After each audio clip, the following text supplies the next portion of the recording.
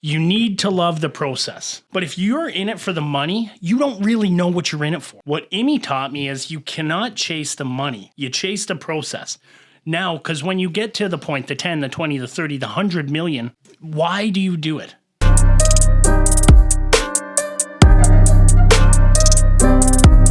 Welcome to another episode of Here We Grow. Today, I'm very excited to have my good buddy Nick Gilmour on, and today we are going to stir the fucking pot, I think. We've waited a while to have him on because Nick's got a podcast of his own called Cash Rules, right? And Nick's going to tell it how it is. The title of today's segment is going to be why entrepreneurs shouldn't use realtors, because unfortunately, I mean, you've done a lot of investing in real estate, which we're going to talk about in a second. And you've had some, tough experiences, which led you to the best realtor in town, I would think. No? So let's talk about kind of how you got to where you're at, because I think you've got a pretty unique story. Who is Nick Gilmour? That's a loaded question, brother. But I guess basically,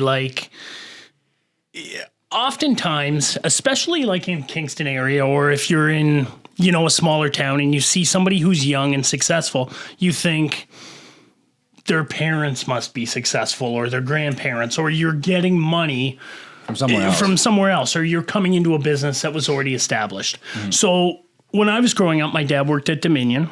It was like a grocery store back in the day. It's like the Loblaws of the 70s and 80s. And, he did well. He was a meat cutter and started his own meat shop, and he did well. He did well with it. And he ended up selling it when I moved away to Toronto at that point. But he sold it, and that was it. So it was one of the only skills I had at the time. I thought it was cutting meat, but in reality, it was selling and networking. And once I understood that, that brought me to a whole nother level of the game. But, I digress from that. I guess just dialing it back, we grew up pretty humble, right? So, we didn't lack any food or lack any, roof over our head, but we certainly didn't have any privileges, I guess, or, special expensive things. Right. So we kind of, my parents grinded the fuck out of life. They worked 90, 100 hours a week. And that's, I think, where I pull my crazy, stupid work ethic from. Because it seems normal. And it has to be normal. Mm-hmm. It has to be normal to be successful. So I guess basically what I did, I learned and listened, worked. And, from where I come from, Belleville. So Belleville, at the time, and still kind of is, it can be rough and tough. There's drugs. There's one of the big things in Belleville is fighting. So if you're not tough and you're not a good fighter, then it doesn't matter what the fuck you do. So growing up, we had this mindset of, you got to be tough. You got to be able to fight. You got to, look for the toughest guy and fight that guy. Right. And this is the mindset you grow up in, which is kind of fucked up. Right. When you realize how big the world is, and then how small that part of life is, and you think that that's everything. Right. You got to shift your mindset completely, which is fine. So anyways, once I exposed myself to the broader vision of life, met the right people, networked with the right people, I opened the shop on 38, the meat shop, and grew my network. How old were you when you did that? 26. 26. Yeah. And you started your own business. Yeah. So what pushed you to start your own business? Because that's a big thing, right? You have to, save a lot of money and go all in on something like that. Yeah. What pushed you to do that? I didn't have any money. And I also had a criminal record. So I couldn't get hired anywhere. Actually, I got hired at Gilmour Grocery as a meat manager. Right. And he took a chance on me. I'll never forget that. It's a great spot. Mm-hmm. And I just borrowed. Mm-hmm. We didn't pay rent right away, first and last. Right. So we negotiated a deal where we could pay first and last at the end of the month. Mm-hmm. So we did that, and I prayed to fucking God that the first month we would make enough cash to be Sink able or to swim. pay first or last. And I had no fucking money. Yeah. So there's 3 times, I have this saying, it's called 622, because there's 3 times in my life when I'd have had $6.22 in my bank account, and they were pivotal moments of my life. And this was one of them. Literally everything fucking maxed out, credit cards maxed out, loans, government loans, fucking lines of credit maxed out, $6.22 in my fucking bank account. Okay? But it was sink or swim. So obviously we made it work because we're talking today. I think you gotta have it. We kind of talked a bit about this before we went live, but like, I think you gotta have moments like that because like my moment was when I flipped my first house. I wasn't selling a lot of properties when I first got in the business, and you know, I needed to seek some other income. So I put every single dollar I had into flipping a house.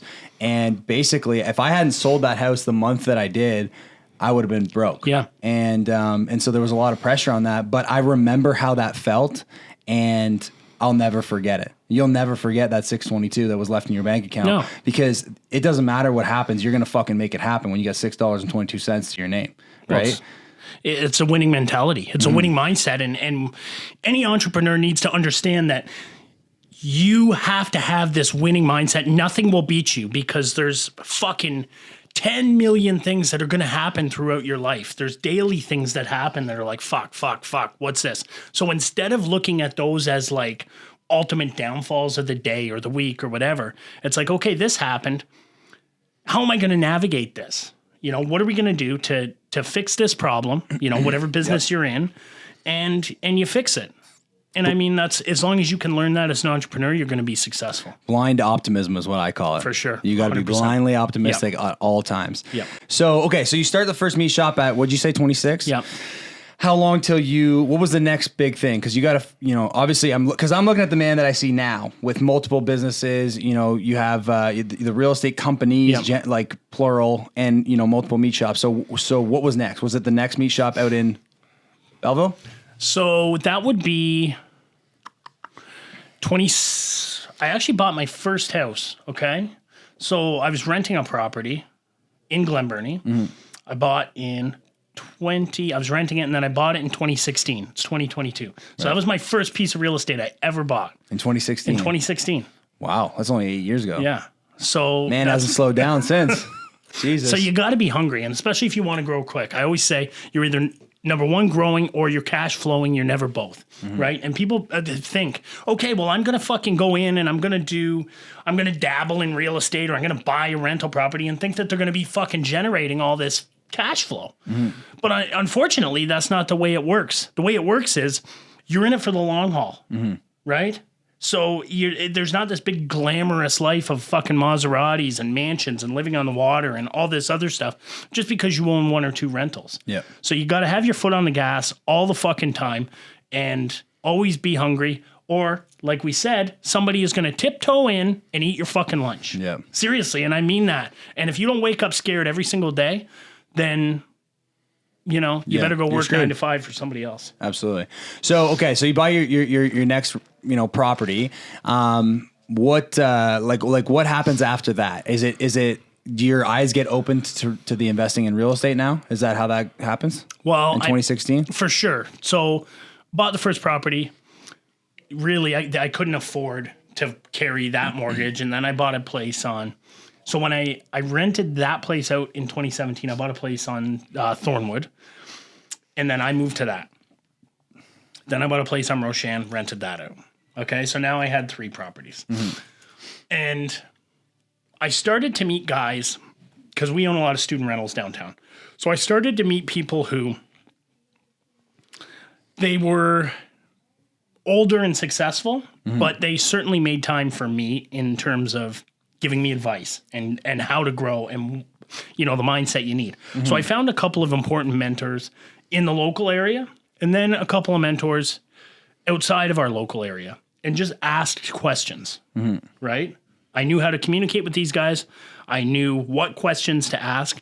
And any entrepreneur wants to see a guy who wants to be successful. They want to see him successful. Yeah. So they'll help in any way they can. If they think you're going to execute. Yeah. If they think you're not going to execute, they'll tell you to pound salt. Yeah. But That's so important. I couldn't agree more because and this seems to be a constant thing that I'm always talking about on this podcast now. But when we go to conferences, that's what I look at. Those are my opportunities to get in the room with big players.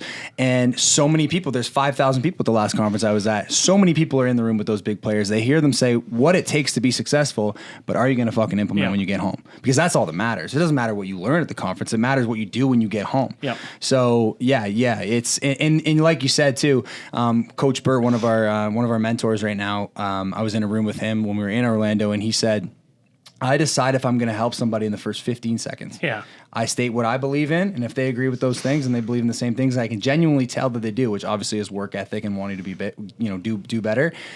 He goes, then I'll help them. But if not, like you said, hit the road. Yeah. And I don't think people truly understand the fucking sacrifice of being an entrepreneur.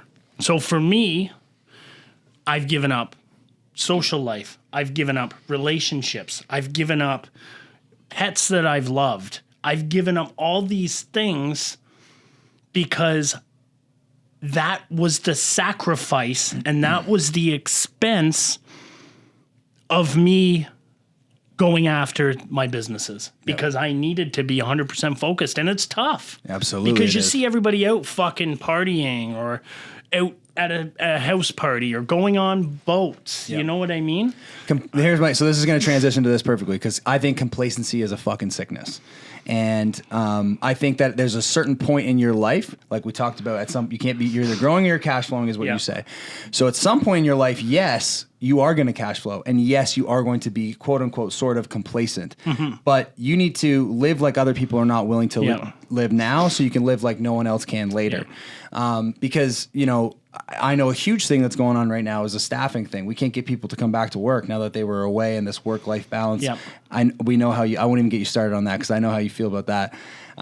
But this kind of transitions into where I wanted to go. So, because I've heard you say these things about my industry, Nick, why do you hate realtors?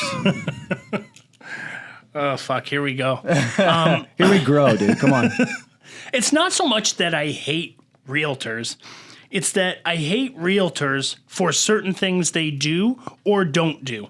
So in Kingston, we are fucking there's so many realtors per capita. It's ridiculous. I don't know the actual statistic, but I know that it's high. There's a lot. And the other thing about Kingston is they actually take 1% less commission than I think any other surrounding area. I could be wrong. The lowest in Canada. Yeah. I okay. think. Yeah. So those two being said, there's a shit ton of realtors. And me personally, we've bought a lot of fucking property.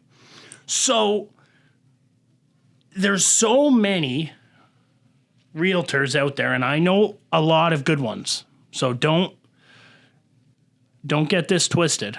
But most realtors, I would say probably between 90 and 95% are fucking lazy. Number one, because they want to sell 4 or 5 properties. We talked about this. They want to, just cruise around, go fucking visit with their buddies, have fucking champagne at lunch, and be a fucking big wheel. That's not business. That is not business. Business is getting out there, grinding your fucking ass off as hard as you possibly can every day. Amen. And you're not out there fucking hobnobbing with a bunch of fucking guys thinking you're fucking networking when it's just your buddies from golf. Now, I told you we were going to stir the pot when we started this podcast, and we ain't even halfway through it yet.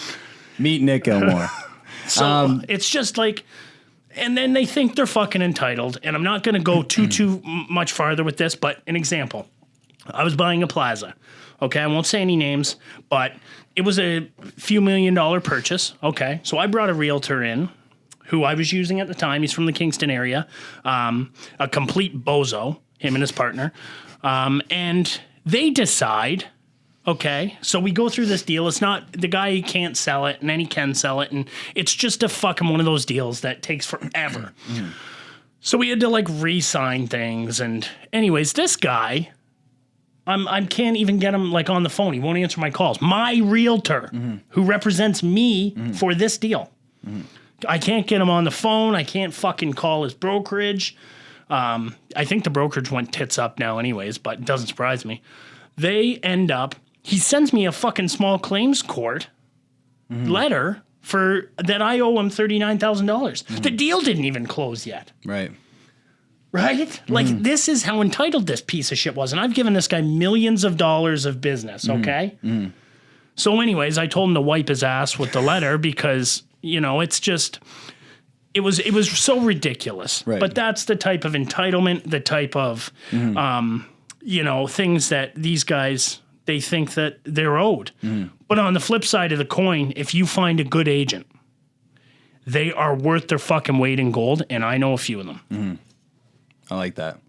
I like how you finished there. It was a little bit classier, but Well, it's true. It's so fucking true. But well, I agree. I think it's like, and we talked about, we talk about this all the time, but one of the things that I truthfully believe is paying people what they're worth, obviously, like you said.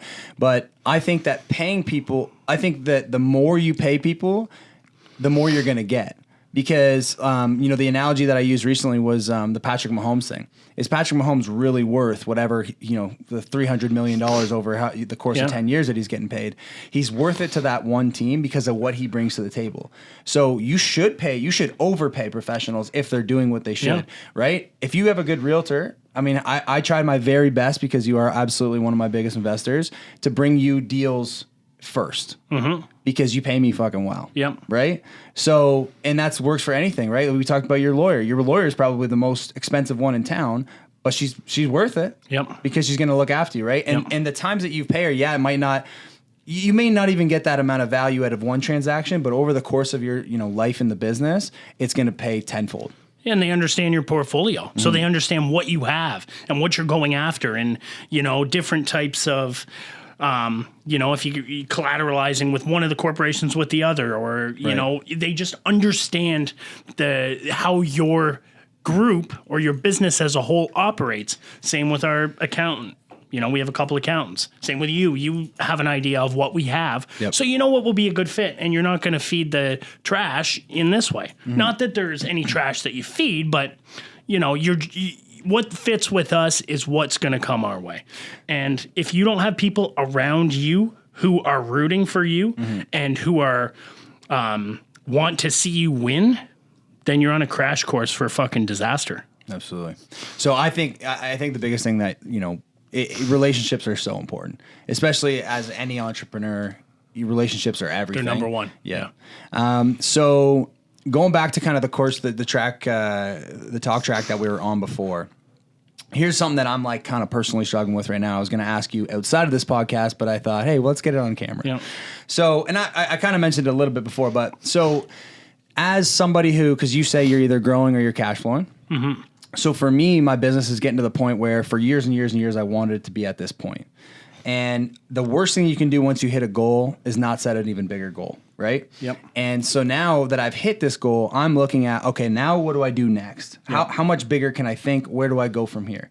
So from somebody who can look back at a lot of successes, and I'm not sure if you do look back on those positivities, maybe you can talk about that too, but you look back and go, yo, I bought a Maserati, I just bought a yacht, I'm, you know, living on the water. There's good shit that's happened in your life, right?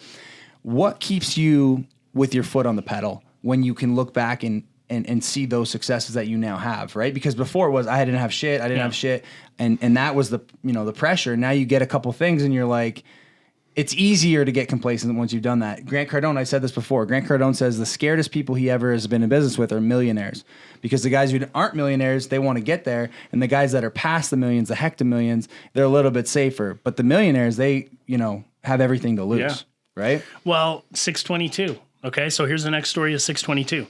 This was after I already had 8-figure portfolio. So, you know, well over 10 million. Is that how many 8 figures is? I can't even think that high. I can't count that high. You know, I wanted to dumb it down for Waldy. I know that he's so yeah, to people who really don't operate in this business, you can get a pretty significant portfolio. I'm not saying I owned it outright. Obviously, the bank owned most of it, but we were to a point when I had a shitload of real estate, more than a lot of people I know.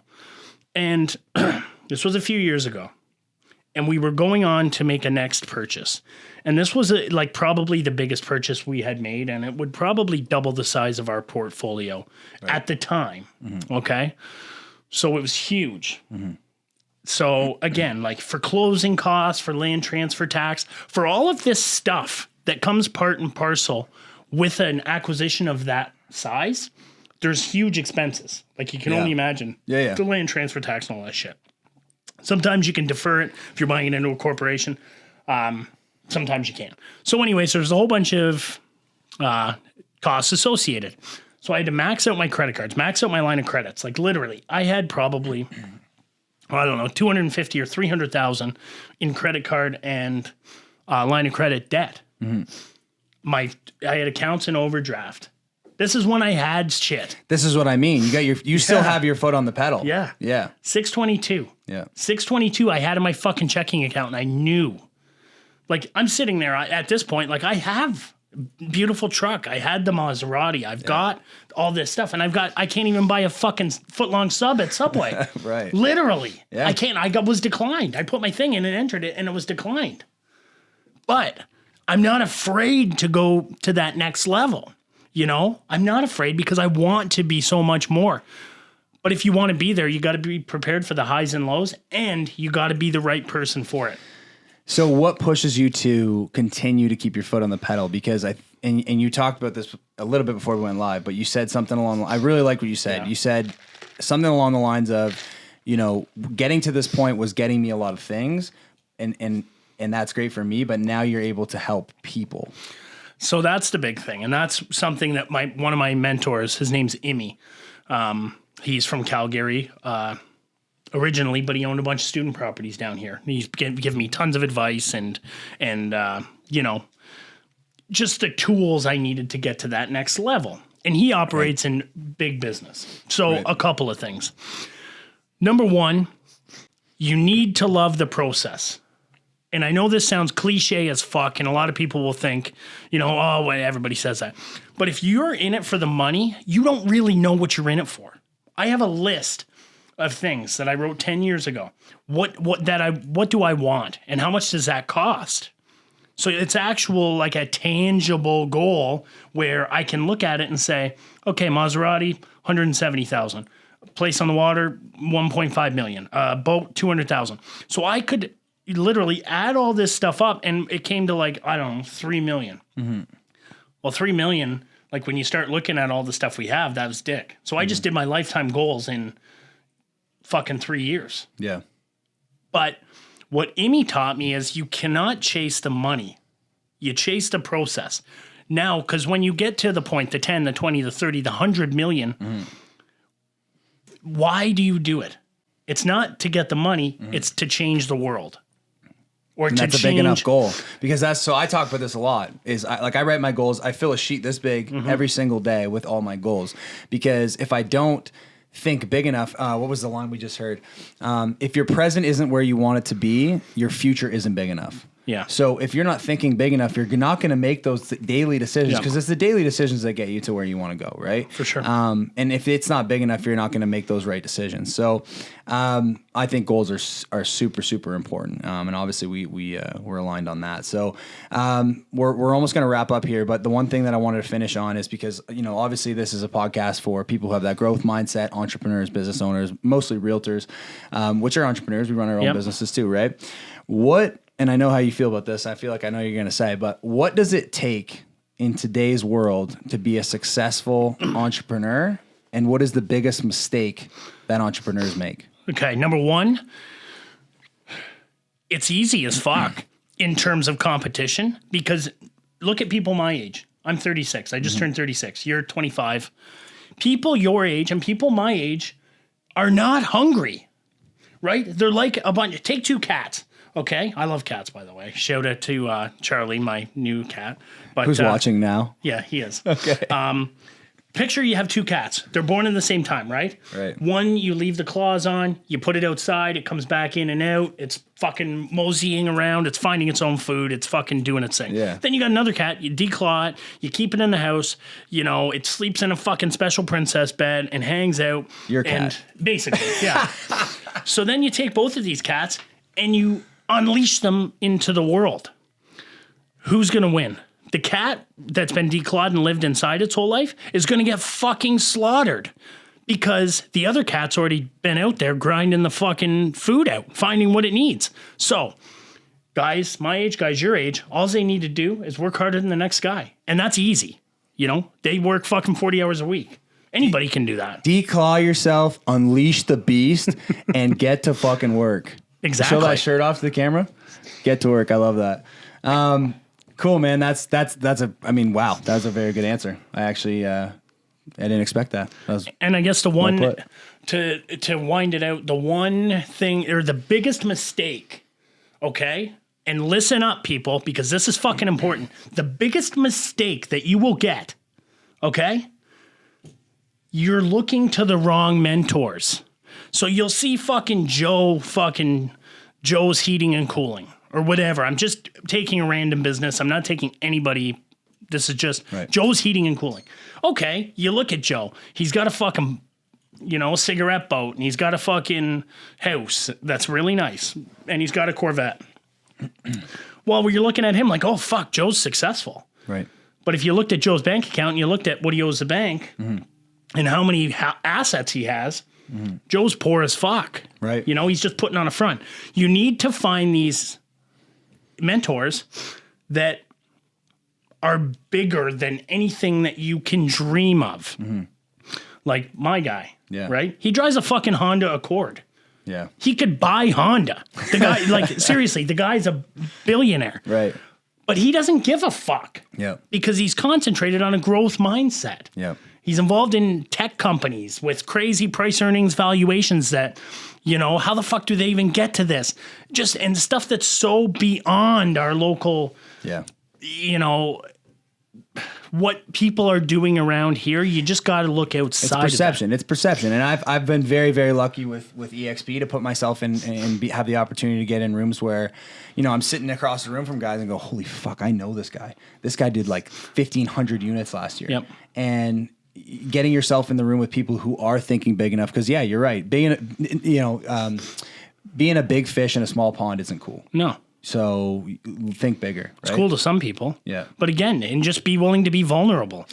So I was just thinking about, I got in a room with that Coach Burke guy I was talking about, and I asked him the same question I just asked you, like what keeps you thinking bigger? What keeps your foot on the gas pedal? And he said, well, when I flew down to Orlando today, I parked my private jet in the airport, and I got out of my jet thinking I was all hot shit, and I looked at the jet next to me and it was way fucking bigger. And he looks at me and he goes, that really pissed me off. I was like, damn, okay. Well, here I am thinking about how I'm going to lift my fucking truck. And you're thinking about how you can, buy another jet. So, dude, thank you so much for coming on. The one thing I just want to plug is, can you just throw a quick plug to all your business, everything, all your businesses, where people can find you? Instagram at Nick Gilmour Inc. Nick_Gilmour_Inc. INC. Gilmour's Market. And what else? I don't know. Is it Gilmour Capital? Yeah. Yeah. Google it, Nick Gilmour. Yeah. There you go. And I appreciate being on here. This is fucking awesome. He was the first guest on my podcast. That was 3 years ago. Which is called Cash Rules. If you want to find it, you can find it on Spotify. Where else? YouTube? Spotify, YouTube, any streaming platform. But we got fucking big things coming too. Love it. You always do. Appreciate you, bro. Thanks, man. So we'll wrap it up by saying, we're not even going to say, we usually wrap it up by saying, here we go. But today I'm going to say, get to work. Get to work, motherfuckers.